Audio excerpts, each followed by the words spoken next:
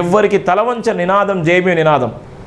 ఎవరో చాలామంది ఇష్టానుసారంగా మాట్లాడుతుంటారు. వాళ్ళందరూ ఏందో మీకు తెలుసు, అబీజ్గా మాట్లాడుతుంటారు, ఇష్టానుసారంగా మాట్లాడతారు. వాళ్ళు మాట్లాడిన మాటలు వాళ్ళకే తగులుతాయి. నేను పెద్ద పట్టించుకున్నాను. ఎందుకోసం అంటే ఒక ఏనుగు వెళ్తుంటే దాని మీద కుక్కలు మురిగేటువంటి సమాధానం చాలామంది ఉంటారు. ఏనుగు వెళ్ళేటువంటి క్రమంలో, నడిచేటువంటి క్రమంలో కుక్కలన్నీ మురుగుతూ ఉంటాయి. ఎందుకు మురుగుతాయి అంటే దాని ఆకారం బలమైంది. అది ఒక్కసారి వెనక్కి తిరిగితే కుక్కలన్నీ ఎక్కడికో పోతాయి. మనం కూడా ఏనుగు లాంటి వ్యక్తులమే. మనం అడవికి సింహం వేటకి వెళ్ళేటప్పుడు రాజులాగా పరిపాలిస్తుంది అడవిని మొత్తం. అనేకమైనటువంటి జంతువులకు రాజులాగా పరిపాలిస్తుంది. మనం కూడా రాజులాగానే పరిపాలించాలి. మనం ఆర్థికంగా లేకపోయినా కూడా మన వ్యక్తిత్వం ఏ విధంగా ఉండాలంటే రాజులాగానే ఉండాలి, సింహంలాగానే ఉండాలి.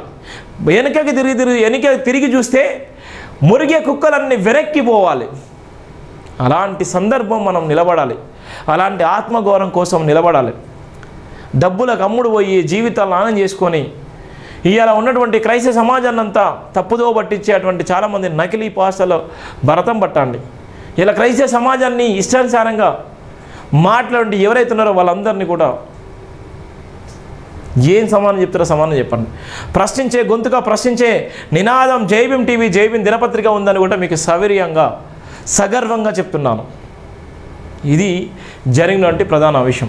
ఇంకో విషయం ఏంటంటే ప్రవీణ్ పగడాల విషయంలో ఏం జరిగిందో చెప్పేటువంటి క్రమంలోనే ఇక్కడ మనం మీకు లైవ్ చూపెడతాను. ఇక్కడ ఉన్నటువంటి నేపథ్యంలో చనిపోయింది పాస్టర్ హత్యలో పాపం ఎవరిదే, చనిపోయి నెల రోజులు అవుతుంది. నెల రోజులు అవుతున్నప్పటికీ పాస్టర్ అజయ్ బాబు ఖమ్మం జిల్లా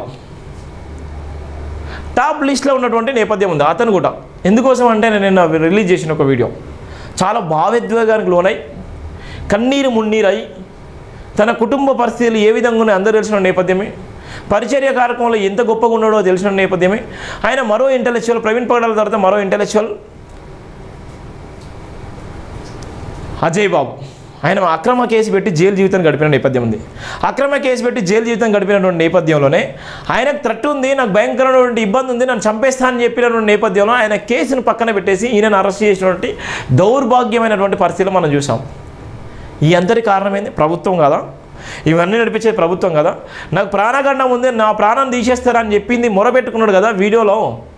ఆ వీడియోని చూపెడదు. ఎందుకు ఇంత ఘోరం జరగదు? మరి ఎందుకు మన క్రైస్తవ సమాజం ఎందుకని మానవత్వంతోనే ఆలోచించండి, మనిషిలాగా ఆలోచించండి.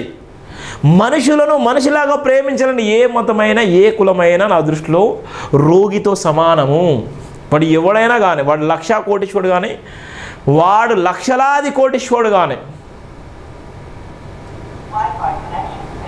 నేనేం చెప్తున్నాను, అంత డబ్బున్నా అంత హోదా ఉన్నా తినేది అన్నం మాత్రమే, పడుకునేది నేల మిన్నే, నడిచేది నేల మిన్నే, ఆకాశం మీద ఏం నడవరు. తినే తిండి కూడా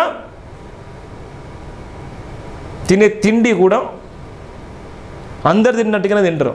కాల్చినంటే వానికి కొద్దిగా ఎక్కువ తింటారు కావచ్చు, అంతే తప్ప అక్కడ ఏం ఉండదు. ఇంత భయంకరమైనటువంటి నేపథ్యం. నేను ఎందుకు చెప్తున్నానంటే ఇంత దారుణంగా ఉన్నటువంటి నేపథ్యంలో పాస్టర్ హత్యలో పాపం ఎవరిది? పాస్టర్ ప్రవీణ్ పగడాలను హత్య సరిగ్గా నెల రోజులు గడుస్తుంది. అధికార బలుపుతో హత్యను యాక్సిడెంట్గా చిత్రీకరించారు. పాస్టర్ ప్రవీణ్ పగడాల సమాధి వద్ద బారులు తీరిన క్రైస్తవ సమాజము.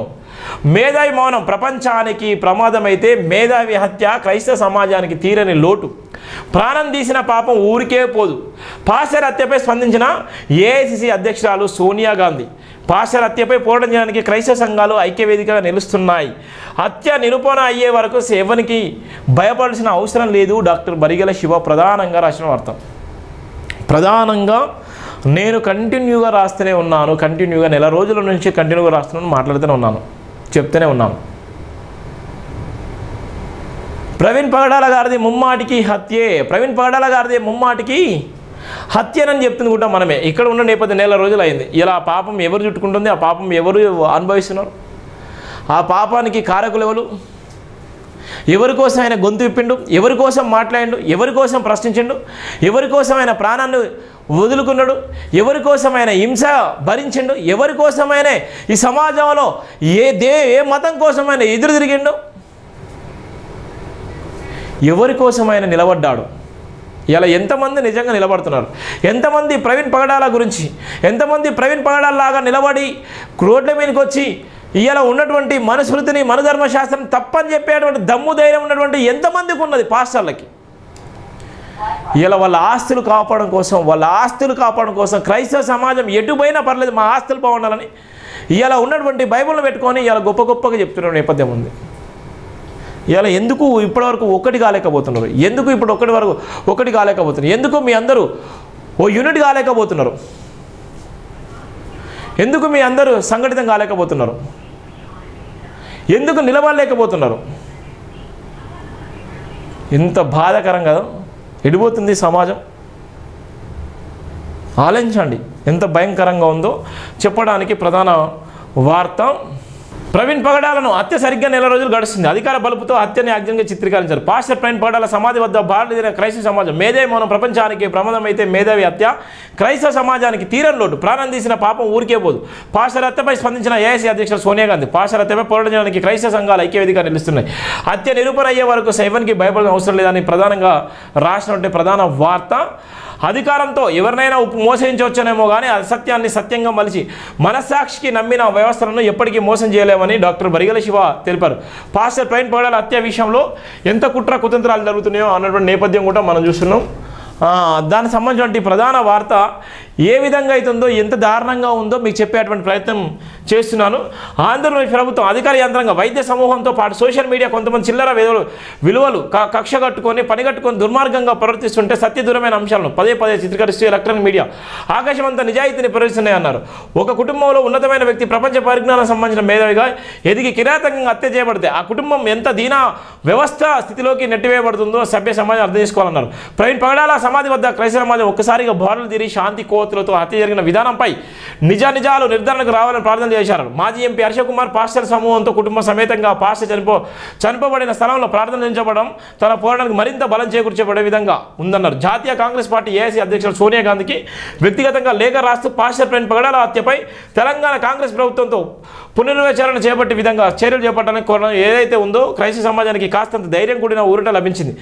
క్రైస్తవులకు బలం లేదు, క్రైస్తవులకు శక్తి లేదు, క్రైస్తవులకు రాజకీయ పలుకుబడి లేదు, క్రైస్తవులకు కొడితే పడే ఉంటారు, క్రైస్తవులు చంపినా ఏం చేయలేరు, క్రైస్తవులు ఏ విధంగా చిత్రహింసలు పెట్టవచ్చు, క్రైస్తవులను ఏ విధంగానైనా అణచివేయవచ్చు అనుకునే ప్రతి ఒక్కరికి క్రైస్తవ సమాజం తిరగబడితే దేశ రాజకీయాలు సైతం కూర్చివేయగల శక్తి సమర్థవంతమైన దేశభక్తిని కలిగి ఉంటారనే సంగతి ఎవరు మర్చిపోతున్నారు. సోషల్ మీడియాలో పాస్టర్ ప్రవీణ్ పగడాల హత్యపై తన సతిమని జెసికా పగడాల కన్నీటి మాటలకు ప్రపంచ క్రైస్తవ సమాజం కన్నీటి పెట్టి ఆదర్శవంతమైన మాటలు పలికినట్లుగా కితాబిస్తున్న సందర్భంలో కొంతమంది సంకరజాతి విధవులు చెత్త విధవులు తప్పుడు పదజాలంతో కామెంట్స్ పెట్టడం పోలీసు వ్యవస్థ కనబడకపోవడం విడ్డూరమన్నారు. కుటుంబ పెద్దలు పోగొట్టుకొని బిక్కుమంటున్న కుటుంబానికి అండగా నిలవాల్సింది పోయి మానసిక వేదన గురి చేసే విధంగా వేధించడం ఎంతటి మూర్ఖత్వమో అలాంటి చెత్త కామెంట్స్ను కొనసాగిస్తున్న చెత్త విధవలు అర్థం చేసుకోవాలన్నారు. పాస్టర్ ప్రవీణ్ అన్న కుటుంబానికి అండగా నిలవాలని క్రైస్తవ సమాజాన్ని ప్రజాస్వామ్యవాదులు కోరారు.